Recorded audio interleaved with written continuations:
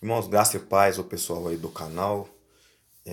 Eu quero agradecer a Deus pela vida de vocês, né? Que tem me ajudado aí, se inscrevendo, compartilhando os vídeos e deixando seu like. E você que não é inscrito, né? Nos ajude, faça parte dessa comunidade que vai crescer dia após dia. Nosso intuito é trabalhar sobre o verdadeiro evangelho, a verdadeira vontade e palavra de Deus, tá bom? E tentando trabalhar aí para abrir a mente de quem hoje é enganado pelos falsos profetas, tá bom? Ah, eu estava vendo um vídeo, aliás, uma pregação, alguns minutos atrás, do reverendo pastor Hernani Dias Lopes. Eu gosto muito de ouvir ele pregar. E ele estava falando na sua pregação algo que eu achei muito interessante. Ele está fazendo uma análise lá que os evangélicos, o IBGE fez uma pesquisa e constatou que o evangelho, os evangélicos aumentou o número no Brasil de forma espantosa e que até outros países estão admirados, né, pelo crescimento da igreja evangélica. Segundo ele, na pesquisa, nós somos 50 milhões, não sei, de evangélicos no Brasil, né? Somos 30%. Se eu estou colhendo os dados que eu ouvi na mensagem que estava pregando. Não sei se é realmente isso, né? Mas eu achei muito interessante a análise que ele fez.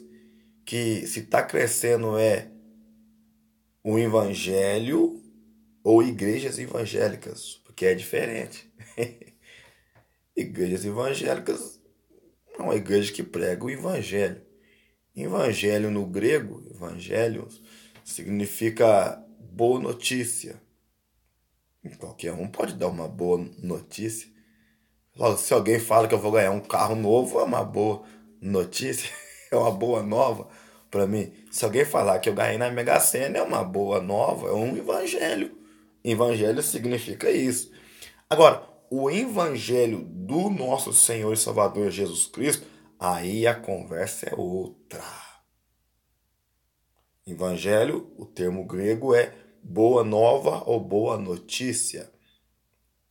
O Evangelho de Jesus Cristo é a boa notícia de Jesus Cristo. Para nós, os gentios, é a graça, né, de Deus ter mandado seu Filho.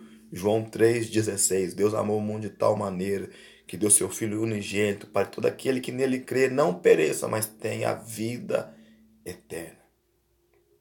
Bom, analisando isso, nós vamos entender que o Evangelho de Jesus Cristo não cresceu no Brasil. Ué, eu sei. Não. Não estou falando mal de igrejas. Eu estou falando de verdade. Já falei, eu não sou um desigrejado que está metendo pau em igreja. Eu sou um pastor que pastorei 10 anos, só saí do sistema religioso. Hoje eu tento levar a obra de Deus, pelo menos dentro da visão bíblica, fugindo do sistema corrompido, né? Então, o evangelho de Jesus Cristo focava sobre salvação. Até ouvi num comentário de um irmão nesse vídeo, ele falou assim, hoje poucas igrejas estão falando de Jesus, da salvação, porque o evangelho da graça é o evangelho da salvação, da vida eterna. Nós temos livros do inferno. Em momento algum, o evangelho de Jesus nos prometeu riqueza, luxúria e prosperidade nessa terra, nesta vida. Ah, eu sim, mas tem um texto sim, que aquele que deixará pai e mãe por mim, por amor de mim, receberá 100 vezes mais nessa vida e na vida por vir. Lê o texto. Está falando que quem deixar riqueza vai receber mais riqueza nessa terra, nesta vida. Não é isso que o texto está falando. Porque até então, como explicar isso à igreja primitiva? Principalmente eu estava lendo a carta aos Hebreus esses dias, o capítulo 10, o escritor fala assim, vocês de bom grado foram confiscados vossos bens e vocês ficaram alegres. Vocês perderam toda a sua posse financeira, material, e vocês ficaram ainda alegre, né? Como explicar a igreja de Esmirna, que por não aceitarem o imperador romano como Senhor, e sim Jesus como o único Senhor, Roma confiscou todos os seus bens. Por isso que ele vai escrever, quando Jesus manda João escrever a carta a Esmirna, ele fala assim: conheço a tua pobreza, mas tu és rico. Por quê? Porque eles entenderam o que Jesus disse em Mateus: não acumuleis tesouro na terra, onde a traça e o ladrão roubam, minam. Por quê? Porque o ladrão ali, vamos supor, que trazendo uma aplicação pessoal, era Roma. Então toda a riqueza que eles tinham, porque alguns poderiam ter posses, o ladrão roubou. Mas juntai-vos um tesouro no céu, na onde nem ladrão mina e nem ferrugem come, nem traça come, porque Nero poderia tirar as posses terrenas, mas nunca, ah meu Deus, eu sou impactado pelo Evangelho da Graça. Para mim, a teologia da prosperidade ela é podre. Porque o rico pode quebrar a qualquer momento. Agora, aquele que tem uma riqueza nos céus, por isso que fala, não há nenhuma condenação para aqueles que estão em Cristo Jesus. Ninguém pode roubar o que é seu, que está em Cristo, na vida eterna. Né? Então, eles tomaram tudo, tomaram casa dos crentes de Esmina, tomaram, se fosse hoje carro, se fosse hoje empresa, né? E eles manteram fiel. Aí eles falaram assim, ó, com isso a tua pobreza física, mas a tua riqueza espiritual. E o que tem de crente hoje rico nessa terra, prosperou, tá milionário, mas no céu tá pobre. É onde que o apóstolo Paulo vai escrever em 1 Coríntios capítulo 15, acho que verso 19, se não me falha a memória, eu sou muito ruim para guardar o versículo. Ele vai falar assim: se esperarmos em Cristo somente nesta vida, somos mais miseráveis de todos os homens. Porque quem busca a Deus só por uma vida terrena, ele é miserável. Porque ele não conhece a riqueza da graça de Deus.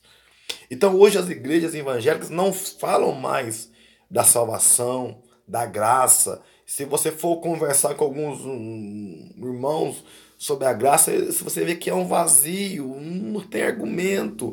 Mas se for falar de dízimo e oferta, eu fazia parte de um grupo no WhatsApp até sair. E esse grupo era o seguinte: pessoas religiosas, com a mente muito fechada. Então, quando se debatia um assunto sobre a salvação, a graça, a eleição, não tinha argumento nenhum. Mas o dia que eu fui questionar o dízimo, falando que o dízimo não é da nova aliança, ixi, você viu tanto que o povo me deu sermão. Falei, irmão, eu sou pastor também. Porque tinha muito argumento sobre dízimo, sobre prosperidade, porque eles só aprenderam isso. A boca fala que o coração está cheio, o coração deles não tão cheio da salvação, eu não vou falar de salvação, né?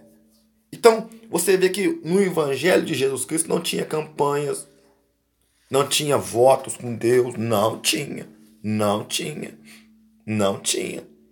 No Evangelho de Jesus Cristo não tinha óleo santo, não tinha vela branca, rosa vermelha, pulseirinha, não tinha pedra dos sonhos, não tinha. Não tinha 7 dias para tomar posse da vitória, não tinha novena do descarrego, não tinha água benta, não tinha põe um copo d'água sobre o rádio, sobre a televisão, não tinha profeta toda hora profetizando no Facebook, não tinha, não tinha.